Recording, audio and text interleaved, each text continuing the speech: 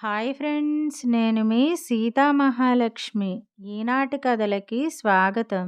ఈరోజు మనం 'వివేకవంతుడు' అనే చందమామ కథని చెప్పుకుందాం. రచయిత శ్రీ మల్లవరపు మనోహరరెడ్డి గారు. చాలా కాలం క్రితం కోసల రాజ్యాన్ని మానసికంగానే కాక శారీరకంగా కూడా దుర్బలుడైన సుమంతుడనే రాజు పాలించేవాడు.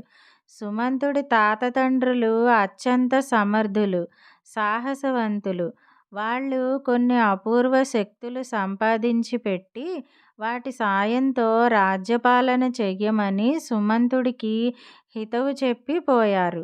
అయితే సుమంతుడు ఏనాడూ ఆ అపూర్వ శక్తుల జోలికి వెళ్ళలేదు.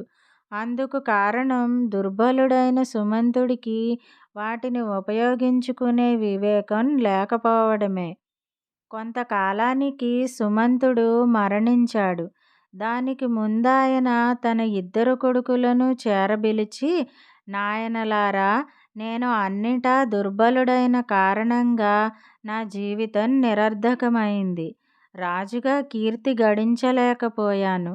మీ తాతలు సంపాదించి పెట్టిన అపూర్వ శక్తులు ఉండి కూడా ప్రజల్ని సుఖపెట్టలేకపోయాను. నాలా కాక మీరైనా ఆ అపూర్వ శక్తులను ఉపయోగించుకుని సమర్థవంతంగా పరిపాలించండి. ఇక్కడికి ఉత్తరాన ఆమడ దూరంలో ఉన్న కీకారణ్యం ఆవలి అంచున ఎర్రని కొండలున్నాయి. ఆ కొండలకు తూర్పు భాగాన మన ఇష్టదైవమైన కాళికాదేవి ఆలయమున్నదని మీకు తెలుసు కదా. ఆ ఆలయ గర్భగుడిలో దేవి పాదాల చెంత కుంకుమభరిణెను పోలిన మీట ఉన్నది. దానిని బలంగా నొక్కితే నేలమాళిగకు మార్గం గోచరిస్తుంది. ఆ నేలమాళిగలో మంత్రించిన బియ్యము, పంచభక్షాలను అక్షయంగా ఇచ్చే కంచుపాత్ర ఉన్నాయి. ఆ బియ్యాన్ని తెచ్చి కాళీమాతను స్మరించి నేలమీద చల్లితే వేలకు వేల సైన్యం పుట్టుకొస్తుంది. ఆ సైన్య సహకారంతో యుద్ధాలు చేసి మన రాజ్యాన్ని విస్తరింపజేయండి. అక్షయపాత్ర మహిమతో ప్రజలను ఆకలి బాధ తెలియకుండా సుఖపెట్టండి. అంతేకాదు, మరొక అద్భుతం కూడా చెబుతాను వినండి. ఎప్పుడైనా మన రాజ్యంలో వానలు కురవక కరువు కాటకాలు వచ్చినప్పుడు శుచిగా దేవీ ఉపాసన చేసి కాళీమాత చేతనున్న ఖడ్గాన్ని తీసుకువస్తే ఆ ఖడ్గం మహిమ వలన వర్షాలు కురుస్తాయి. ఇంకొక ముఖ్య విషయం, మంత్రించిన బియ్యంతో పుట్టుకు వచ్చే సేనలకు భోజనం విషయంలో లోటు జరిగితే సైన్యం తిరిగి బియ్యంగా మారిపోతుంది, జాగ్రత్త అని చెప్పాడు. రాజు సుమంతుడు చనిపోగానే పెద్దవాడు రాజయ్యాడు. కొంతకాలం గడిచాక వర్షాలు కురవక రాజ్యంలో కరువు ఏర్పడింది. రోజులు గడిచే కొద్దీ ఆకలి చావులు మొదలయ్యాయి. అలాంటి సందర్భాల్లో కరువు భూతం అనే ఒక రాక్షసి దానంతట అదే పుట్టుకు వచ్చి మళ్ళీ వానలు పడగానే మాయమైపోతుంది. అది ఉన్నన్నాళ్ళు కరువు రోజుల్లో రాజ్యమంతటా అరాచకం సృష్టించేది. పెద్దవాడు మంత్రులతో సమాలోచనలు చేసి మహిమగల కత్తిని తెచ్చి వర్షాలు కురిపించి కరువు లేకుండా చేయాలని నిర్ణయించాడు. ఒక రోజున వాడు కొంత సైన్యాన్ని వెంటబెట్టుకుని కాళికాలయానికి బయలుదేరబోతుంటే చిన్నవాడు వచ్చి, అన్నయ్యా, నేను కూడా తోడు రానా అన్నాడు. దానికి పెద్దవాడు వెటకారంగా నవ్వి, నాకు దారి, గుర్రపు స్వారీ రెండూ తెలుసు. తోడంటావా? 100 మంది సైనికులు నా వెంట ఉండనే ఉన్నారు. ఇక నీతో అవసరం నాకేమిటి అని గుర్రాన్ని అదిలించి ముందుకు సాగాడు. వాడు మూడొంతుల అరణ్యాన్ని దాటేసరికి ఎక్కడి నుంచో సుడిగాలిలా కరువు భూతం దూసుకువచ్చి వాళ్లను అడ్డుకుంది. దాని ధాటికి అడవి చెట్లు అల్లల్లాడాయి. వెంటనే సైనికులు తమ చేత ఉన్న ఈటెలను దానికేసి విసిరి బాణాలను ఎక్కుపెట్టి దాని మీదికి వదిలారు. కరువుభూతం ఈటెలను బాణాలను అడ్డుకుంటూ మహిమగల కత్తిని తెచ్చి వానలు కురిపిస్తే తప్ప నాకు చావు రాదు. ఆ పనిమీద బయలుదేరిన మిమ్మల్ని ముప్పుతిప్పలు పెడతాను అంటూ వుఫ్ మని నోటితో హోరుగాలిని సృష్టించి ఆ గాలిలో చిక్కుకుని పెద్దవాడు వాడి సైనికులు నగర శివార్లలో వెళ్ళి పడేటట్టు చేసింది. ఇది తెలిసి ఆ మర్నాడు చిన్నవాడు ఒంటరిగా గుర్రం మీద కాళికాలయానికి బయలుదేరాడు. వాడు పగలంతా అరణ్యం బయటనే గడిపి రాత్రివేళ అరణ్యాన్ని దాటాడు. అందువల్ల గాఢనిద్రలో ఉన్న కరువుభూతం చిన్నవాడి జాడ పసిగట్టలేకపోయింది. వాడు కాళికాలయాన్ని చేరి కొలనులో స్నానం చేసి భీతిగొలుపుతున్న నిలువెత్తు కాళికాదేవి విగ్రహానికి ఎంతో భక్తితో నమస్కరించి ఆ విగ్రహం చేతిలో ఉన్న కత్తిని తీసుకుని రాజధానికి బయలుదేరాడు. ఆ మరుక్షణమే ఆకాశంలో మబ్బులు కమ్మి కుండపోతగా వర్షం కురవసాగింది.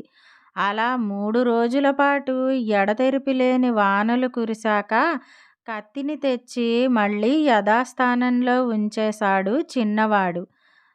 ఆ సరికి ఏరులు పారి చెరువులు నిండి రాజ్యమంతా జలమయమైంది.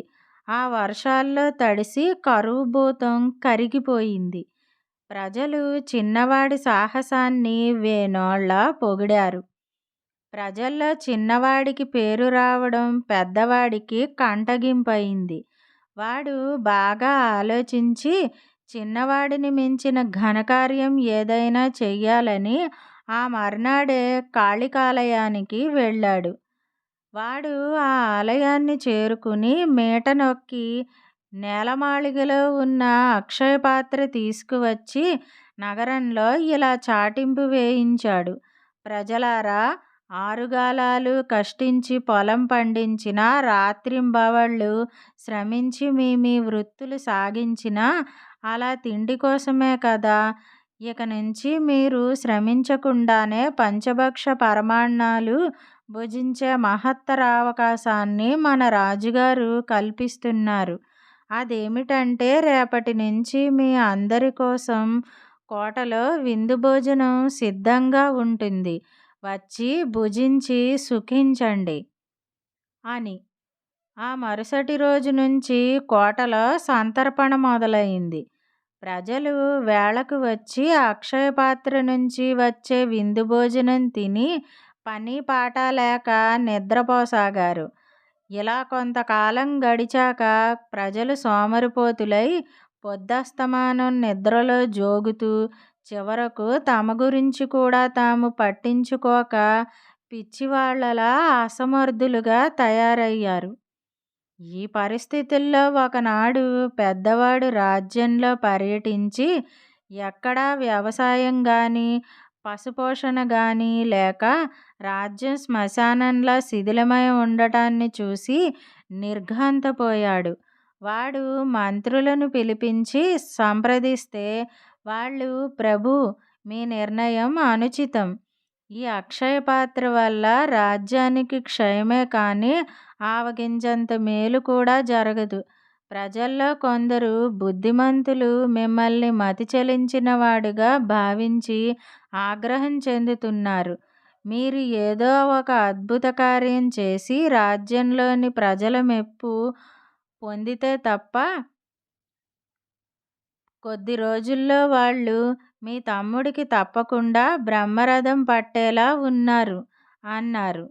తమ్ముడు మాట వినేసరికి మండిపడి వాడు అప్పటికప్పుడు అక్షయపాత్రని తీసుకుపోయి నేలమాళిగలో ఉంచి అక్కడ మంత్రించిన బియ్యం తీసుకువచ్చి నేల మీద చల్లాడు. ఆ మరుక్షణం అపారమైన సైన్యం పుట్టుకు వచ్చింది. పెద్దవాడు మంత్రుల్ని సైన్యాధిపతుల్ని సమావేశపరిచి, ఈ సైన్యంతో నేను అన్ని రాజ్యాలను జయించదలచాను. అందువల్ల నేను చక్రవర్తిని కావడమే కాకుండా మనకు అపారమైన సంపద సమకూరుతుంది. ఇరుగు పొరుగు దేశాల మీద దాడికి పథకాల్ని, వ్యూహాల్ని త్వరగా తయారు చేయండి. అప్పుడు ప్రజలకు నా ప్రతాపం ఎలాంటిదో తెలిసి వస్తుంది అన్నాడు. 10 రోజులు గడిచి సైనికులు పరరాజ్యాల మీదికి దాడి ప్రారంభించక ముందే వాళ్ళ ఆహారం కోసం ఖజానాలో ఉన్న డబ్బంతా ఖాళీ అయిపోయింది. దిక్కుతోచక పెద్దవాడు తల పట్టుకుని ఏమి చేయడమా అని ఆలోచిస్తున్నంతలో సైన్యం అంతా క్షణంలో బియ్యంగా మారిపోయింది. దానితో పెద్దవాడికి వెర్రెత్తినట్టయిపోయి, నాకు ఈ రాజ్యము వద్దు, అది తెచ్చిపెట్టే సమస్యలు వద్దు. తమ్ముడే వచ్చి పరిపాలన ఎలా వెలగబెడతాడో పెట్టమనండి. నా మానాన నేనిప్పుడే విలాస మందిరానికి వెళ్ళిపోతాను అని మంత్రులకు చెప్పి పారిపోతున్నంత వేగంగా వెళ్ళిపోయాడు. ఆ వెంటనే మంత్రులు, సైన్యాధిపతులు చిన్నవాడి దగ్గరకు వెళ్ళి జరిగింది చెప్పి, మహారాజా, మీరు ఆలయానికి వెళ్ళి అక్షయపాత్రని తెచ్చి మంత్రించిన బియ్యాన్ని సైన్యంగా మార్చి పరరాజ్యాలను జయించి చక్రవర్తులు కండి అని కోరారు. ఇందుకు చిన్నవాడు ఒప్పుకోక, ఇప్పటి సమస్య నేను రాజ్యాలను జయించి చక్రవర్తి కావడం కాదు, అక్షయపాత్ర కారణంగా వృత్తులు, చేతి పనులు, ఉద్యోగాలు మాని సోమరిపోతులైన ప్రజల్ని తిరిగి ఆయా వృత్తులు, పనులు ప్రారంభించవలసిందిగా ఆజ్ఞాపించడం. అక్షయపాత్రను, కాళీమాత చేతనున్న ఖడ్గాన్ని అక్కడే ఉండనిద్దాం. తిరిగి ఏదైనా కరువు భూతం తలెత్తినప్పుడో, లేక పరాయి రాజులు మన దేశం మీదకి దండెత్తి వచ్చినప్పుడో అద్భుత శక్తులు గల వాటి నుంచి ప్రయోజనం పొందుదాం అన్నాడు. ఇందుకు మంత్రులు, సైన్యాధిపతులు సంతోషించి, అయితే మహారాజా, ఇప్పుడు తమ ఆజ్ఞ ఏమిటి అని అడిగారు. ప్రజలు సోమరితనం మాని ఎవరి వృత్తులు వాళ్ళు, ఎవరి ఉద్యోగాలు, ఎవరి పనులు వాళ్ళు ప్రారంభించవలసిందని నా ఆజ్ఞగా దేశమంతటా చాటింపు వేయించండి. చాటింపు జరిగిన 24 గంటల తర్వాత ఇంకా సోమరిపోతులుగా ఉన్నవాళ్లను కారాగారంలో వేస్తామని హెచ్చరించండి అన్నాడు చిన్నవాడు. ఆ విధంగానే దేశమంతటా చాటింపు జరిగింది. ప్రజలు ఎవరి వృత్తులు, ఎవరి ఉద్యోగాలు, చేతి పనులు వాళ్ళు చేపట్టారు. ఆ తర్వాత చిన్నవాడి పరిపాలనలో ఏనాడు కరువు భూతం తిరిగి తలెత్తలేదు. ఇదండి వివేకవంతుడు కథ. మనుషులంతా కష్టపడి వాళ్ళ పనులు వాళ్ళు చేసుకుంటే ఏ అపూర్వ శక్తులు అవసరం లేదని చెప్పే కథ ఇది. ఈ కథ గనక మీకు నచ్చినట్టయితే లైక్ చేయండి. ఈ కథను మీ స్నేహితులకు షేర్ చేయండి. కథపై మీ అభిప్రాయాన్ని కామెంట్ రూపంలో తెలియజేయండి. మరిన్ని మంచి కథల కోసం మా ఛానల్ను సబ్స్క్రైబ్ చేసుకోండి. మళ్ళీ మరొక మంచి కథతో కలుసుకుందాం. అంతవరకు వింటూనే ఉండండి ఈనాటి కథలు.